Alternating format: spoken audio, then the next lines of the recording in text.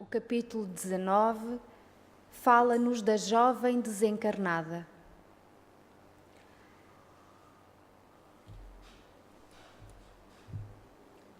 Passamos então à leitura. Sua neta não vem à mesa para as refeições? Perguntei à dona da casa, ensaiando palestra mais íntima. Por enquanto alimenta-se a sós, esclareceu Dona Laura. A tolinha continua nervosa, abatida. Aqui não trazemos à mesa qualquer pessoa que se manifeste perturbada ou desgostosa. A neurastenia e a inquietação emitem fluidos pesados e venosos que se misturam automaticamente às substâncias alimentares. Fazemos aqui uma pequenina pausa para que todos possamos compreender. No mundo espiritual, tudo é muito mais sublime, tudo se mistura, tudo se condiciona num grau muito superior ao nosso. O simples facto de alguém estar triste, debilitado, interfere com a psicosfera de tudo o resto. Daí, muito bem explicou Dona Laura, são tidos estes tipos de cuidados, inclusivamente na alimentação. Tudo é tratado com muito rigor. Nós aqui na Terra isso também acontece. Quando nós não estamos tão bem, os fluidos passam também para a nossa volta. Nós é que não nos apercebemos ou andamos distraídos em relação a isso. Mas lá no mundo espiritual, onde não há cortinas, não há véus, isso transparece de forma muito mais evidente. Então continuemos. Diz-nos então Dona Laura: minha neta demorou-se no umbral 15 dias, em forte sonolência, assistida por nós. Deveria ingressar nos pavilhões hospitalares, mas, afinal, veio submeter-se aos meus cuidados diretos. Manifestei desejo de visitar a recém-chegada do planeta. Seria muito interessante ouvi-la. Há quanto tempo estava sem notícias diretas da existência comum? A senhora Laura não se fez rogada quando lhe dei a conhecer o meu desejo. Demandamos um quarto confortável e muito amplo. Uma jovem muito pálida repousava em cômoda poltrona. Surpreendeu-se vivamente ao ver-me. Este amigo, Heloísa, explicou a genitora de Lísias, indicando-me, é um irmão nosso que voltou da esfera física há pouco tempo. A moça fitou-me curiosa, embora os olhos perdidos nas fundas olheiras traduzissem grande esforço para concentrar a atenção. Cumprimentou-me, esboçando vago sorriso, dando-me eu a conhecer por minha vez. Deve estar cansada, observei. Antes, porém, que ela respondesse, adiantou-se a senhora Laura, procurando subtraí-la a esforços sobreposse fatigantes. Heloísa tem estado inquieta, aflita. Em parte justifica-se. A tuberculose foi longa e deixou-lhe traços profundos. Entretanto, não se pode prescindir a tempo algum do otimismo e da coragem. Vi a jovem arregalar os olhos muito negros, como a reter o pranto. Mas em vão. O tórax começou a afar-lhe violentamente e, colocando o lenço ao rosto, não conseguia conter os soluços angustiosos. Tolinha, disse a meiga senhora, abraçando-a, é necessário reagir contra isso. Antes de continuarmos, aqui ficamos com uma primeira imagem. Heloísa é neta de Dona Laura e o convidado, como já podemos perceber, é André Luís, que em visita à casa fica a conhecer então a neta da senhora, que se encontra muito debilitada pela tuberculose. Deixa eu puxar um pouquinho atrás. Pela tuberculose. Portanto, ela ainda vem com as impressões da doença física. Por sorte, ela não se encontrou muito tempo no umbral, como vimos, apenas 15 dias. A sua avó foi em seu socorro ao saber do seu desencarne. E dado já o merecimento e as condições que a Dona Laura lhe podia transmitir, foi permitido ela ficar aos cuidados da avó na sua casa. Se assim não fosse, teria que ir então para as câmaras de recuperação, como vimos atrás. Portanto, é alguém que ainda se encontra muito fragilizado, ainda muito agarrado às camadas físicas da terra, à doença, a toda aquela problemática. E vê na sua avó o seu maior amparo, o seu maior conforto e esclarecimento. Meus irmãos, todos nós, infelizmente ainda, somos poucos os que se calhar não vamos ter que passar por estas situações. Nós ainda não estamos preparados para o desencarne, nem para o sofrimento que advém daí. Portanto, esta lição de Heloísa, que já vamos ver mais à frente, é uma lição muito válida, porque nos mostra a realidade de nós mesmos. Mas continuando então a conversa, a Dona Laura esclarece-nos então: estas impressões são os resultados da educação religiosa deficiente, nada mais. Sabes que a tua mãe não se demorará e que não podes contar com a fidelidade do noivo, que de modo algum está preparado a te oferecer uma sincera dedicação espiritual na terra. Ele ainda está longe do espírito sublime do amor iluminado. Naturalmente, desposará outra e deves habituar-te a essa convicção. Nem seria justo exigir-lhe a vinda brusca. Sorrindo maternalmente, a senhora Laura acrescentou: admitamos que viesse, forçando a lei. Não seria mais duro o sofrimento? Não pagarias caro a cooperação que houvesses desenvolvido nesse particular? Não te faltarão amizades carinhosas, nem colaboração fraternal para que te equilibres aqui. E se amas de facto o rapaz, deves procurar harmonia para beneficiá-lo mais tarde. Além disso, tua mãe não tarda a chegar. Analisemos esta primeira frase. Educação religiosa deficiente, falta de espiritualidade.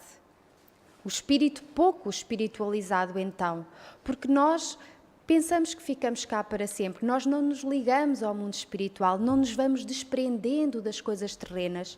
Começamos por não aceitar as doenças, as dificuldades e aí tudo se complica.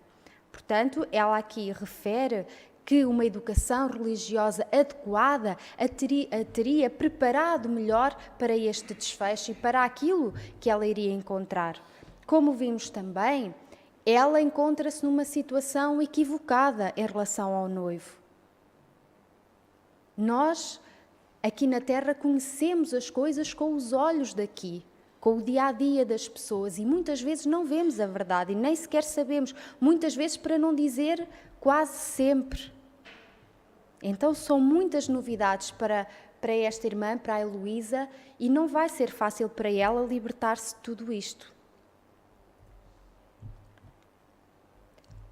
Penalizou-me o pranto copioso da jovem.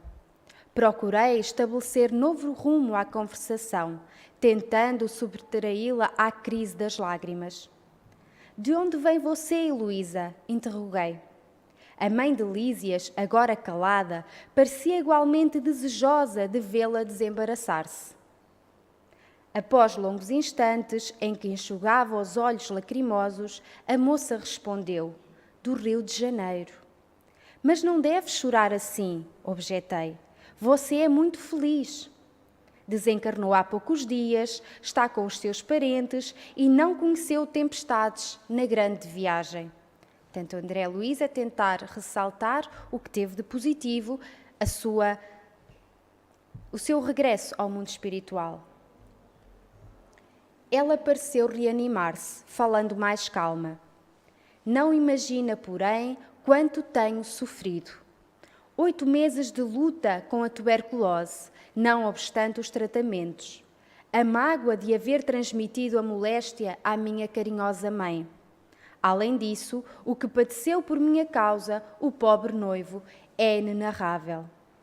Ora, ora, não diga isso, observou a senhora Laura a sorrir. Na terra temos sempre a ilusão de que não há dor maior que a nossa. Pura cegueira.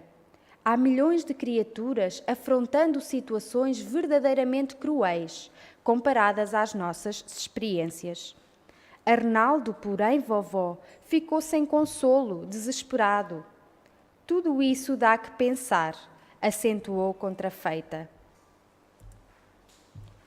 E acreditas sinceramente nessa impressão? Perguntou a matrona com inflexão de carinho. Observei teu ex-noivo diversas vezes no curso da tua enfermidade. Era natural que ele se comovesse tanto, vendo-te o corpo reduzido a frangalhos. Mas não está preparado para compreender um sentimento puro. Reconfortar-se-á muito depressa. Amor iluminado não é para qualquer criatura humana. Conserva, portanto, o teu otimismo. Poderás auxiliá-lo, sem dúvida, muitas vezes, mas no que concerne à união conjugal, quando puderes excursionar às esferas do planeta, em nossa companhia, já o encontrarás casado com outra. Admirado por minha vez, notei a surpresa dolorosa de Heloísa. Não sabia a convalescente como portar-se ante a serenidade e o bom senso da avó. Aqui temos mais uma novidade. O noivo vai refazer a sua vida. Como é justo que assim aconteça, não é? Só que, mais uma vez, a pobre coitada caiu na ilusão de um amor que não era assim tão grande. E que não era o verdadeiro amor espiritual, como a Dona Laura nos esclareceu. Portanto, mais um embate na vida desta irmã. Continua então. Será possível? A genitora de Lísias esboçou um gesto extremamente carinhoso e falou: Não sejas teimosa, nem tentes desmentir-me. Vendo que a enferma parecia tomar a atitude íntima de quem desejava provas, a senhora Laura insistiu muito meiga. Não te recordas da Maria da Luz, a colega que te levava flores todos os domingos? Pois nota, quando o médico anunciou em caráter confidencial a impossibilidade de restabelecer-te o corpo físico, Arnaldo, embora muito magoado, começou a envolvê-la em vibrações mentais diferentes. Agora que aqui estás, não demorarão muito a resoluções novas. Ah, que horror, vovó! Horror? Porquê? É preciso te habituares a considerar as necessidades alheias. Teu noivo é homem comum. Não está alertado para as belezas sublimes do amor espiritual. Não podes operar milagres nele, por muito que o ames. A descoberta de si mesmo é panágio de cada um.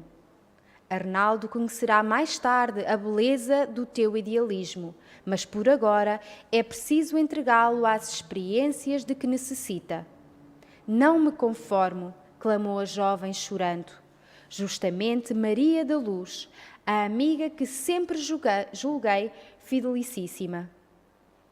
A senhora Laura, todavia, sorriu e falou cautelosa. Não será, porém, mais agradável confiá-lo aos cuidados de uma criatura irmã? Maria da Luz será sempre tua amiga espiritual, ao passo que outra mulher talvez te dificultasse, mais tarde, o acesso ao coração dele. Eu estava iminentemente surpreendido. Heloísa prorrompera em soluços. A bondosa senhora percebeu uma intranquilidade e, no propósito talvez de orientar tanto a neta quanto a mim, esclareceu sensatamente. Sei a causa do teu pranto, filhinha. Nasce da terra inculta do nosso milenário egoísmo, da nossa renitente vaidade humana. Entretanto, a vovó não te fala para ferir, mas para acordar. Enquanto Heloísa chorava, a mãe de Lísias convidou-me novamente à sala de estar, considerando que a doente necessitava de repouso. Foi uma lição para os dois.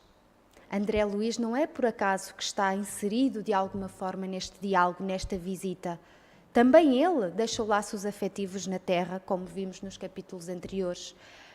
Logo, há aqui uma lição muito bonita para os dois, porque nós ainda não vemos tanta coisa, nós concentramos-nos ainda muito em nós, nos nossos sentimentos, no nosso querer, na nossa vontade. E nem sequer nos damos conta se estamos preparados para viver isso ou não, se é o melhor para nós. e para olharmos as coisas à nossa volta. O nosso egoísmo, a nossa vaidade não nos deixa perder aquilo que achamos que é nosso. Ainda nos ilude, ainda nos encoberta a visão de alguma forma. Portanto, Heloísa vai, durante algum tempo, diluir tudo isto nela própria, porque foi muita informação, foi muita verdade. Ainda que dada de uma forma muito carinhosa, ela precisa absorver tudo isto. Veem como é diferente a nossa vida por aqui e quando chegamos ao outro lado. Tantas vezes nos deparamos com coisas que nem fazíamos ideia que acontecessem, mas lá é a verdade. Aqui é a ilusão. E é a ilusão porquê? Porque nós ainda não temos a capacidade, a maturidade espiritual para ver as coisas em verdade. Nós ainda nos deixamos iludir por aquilo que nos convém, também devido à nossa pequenez e à nossa falta de sensatez. Mas Dona Laura, mais uma vez, com um papel maravilhoso, uma educadora extrema, com todo o amor, acolheu esta neta e a elucidou de tudo quanto pôde para o seu bem. Porque só a verdade nos traz felicidade, só a verdade nos liberta verdadeiramente. Tudo o resto, as ilusões, mais cedo ou mais tarde, nos tombam na tristeza. Terminando então, André Luiz esclarece: ao sentarmos-nos, falou em tom confidencial. Minha neta chegou profundamente fatigada. Prendeu o coração demasiadamente nas teias do amor próprio. A rigor, o lugar dela seria em qualquer dos nossos hospitais. Entretanto, o assistente coceiro julgou melhor situá-la junto ao nosso carinho. Isso, aliás, é muito do meu agrado, porque minha querida Teresa, sua mãe, está a chegar. Um pouco de paciência e atingiremos a solução justa. Questão de tempo e serenidade. Tudo volta ao seu rumo. Com a vinda da sua mãe, fortalecem-se os laços amorosos, a presença familiar e que Deus é Pai, quer o melhor para nós, jamais nos quer ver sofrer e fará sempre tudo o que estiver ao seu alcance para diminuir a nossa dor, para pôr ao nosso dispor ajudas tão importantes para nós. E se esta irmã pode ser acolhida no seu lar, junto da sua família, por que não? Então esperemos que ela se reabilite rápido, que possa ultrapassar esta dificuldade.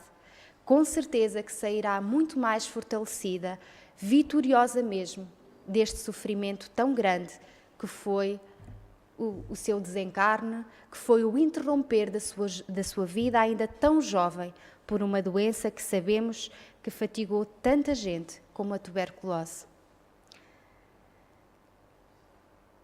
Terminamos aqui esta breve apresentação deste capítulo.